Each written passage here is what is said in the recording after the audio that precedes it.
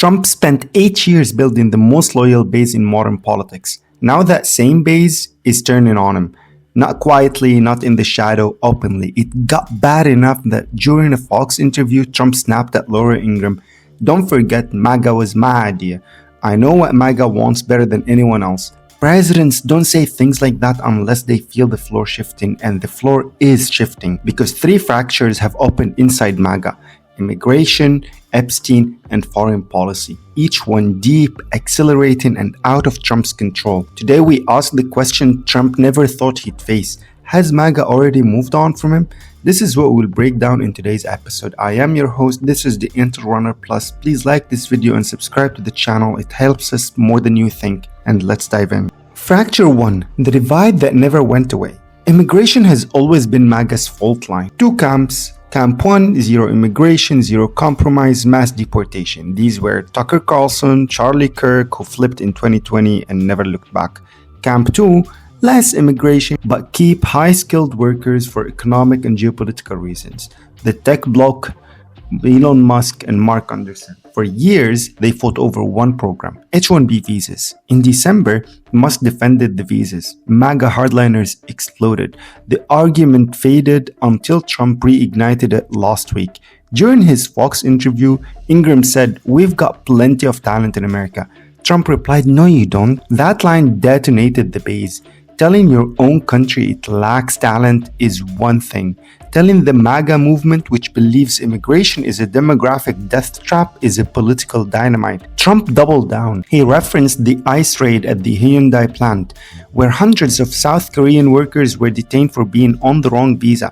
Within hours, Trump panicked, posted on Truth Social, insisted he didn't want to scare foreign workers away. Then he changed policy, relaxed visa rules for South Koreans, argued that America needs workers from places like South Korea to build batteries and advanced tech. For MAGA hardliners, that wasn't a policy adjustment, it was surrender. A core identity pillar gone, and the split widened. Fracture 2. The files. The pressure he couldn't stop. The Epstein story has detonated again, and this time Trump couldn't control it. During the campaign, Trump promised to release the Epstein files. He said he would expose the network. He said transparency mattered. But once he returned to the office, he did nothing. He didn't order a release. He didn't instruct DOJ. He didn't use executive power he already had. He stalled, and the country noticed. Survivors noticed. Activists noticed. Democrats and Republicans noticed. For months, there was one demand coming from every direction: release the files. The pressure grew outside Congress, inside Congress, online, on the street. A political movement formed around a single point of consensus. The public wants answers, survivors want justice, and the president cannot bury this. That's how the bipartisan petition exploded. And when the House finally voted, it wasn't close. 427-1, a near unanimous national mandate. The Senate didn't even debate, they passed it by unanimous consent. At that point, Trump had no choice. He could fight his own base, fight Congress, fight the country, or sign. He signed, not because he wanted to, but because he was forced into it. The president bowed to pressure. The same president who could have released the files on day one, without Congress, only acted when every political lever in the country pushed him into a corner. And inside MAGA, that was the tell. The movement expected Trump to lead the exposure. Instead, he had to be dragged into it. And then the documents came out. 20,000 plus pages, emails, memos, notes from Epstein's state. Inside them, Epstein writing, "Of course Trump knew about the girls." Epstein calling Trump dangerous, the worst person I know. This wasn't the story MAGA wanted. This wasn't the narrative they imagined. This was a nightmare scenario. Trump not as the exposer of the network, but as someone named inside it. And the crisis isn't over, because the law has a loophole. The files must be released, but Pam Bondi, Trump's hand-picked attorney general, has the authority to redact material related to ongoing investigations.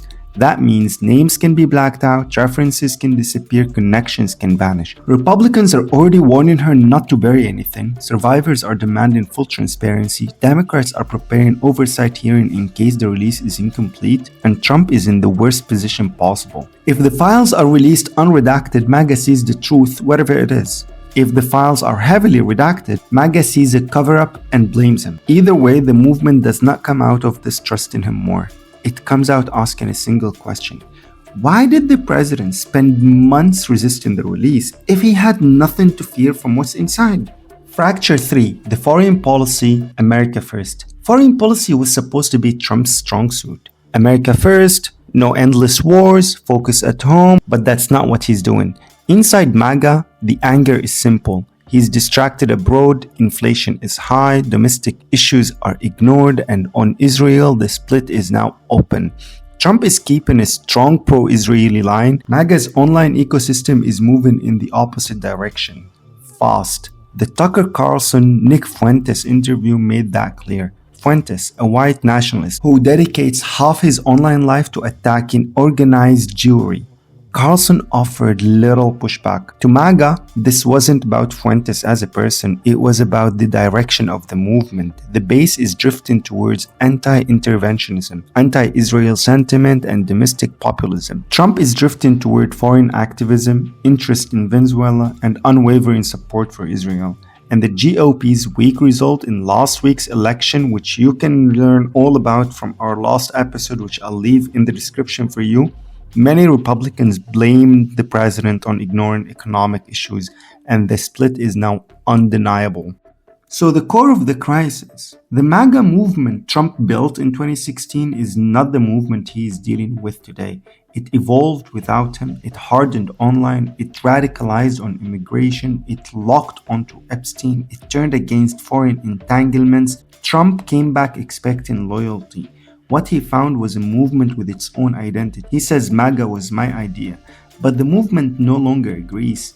3 fractures, 3 accelerants, immigration, Epstein, foreign policy, and all of them point to the same conclusion.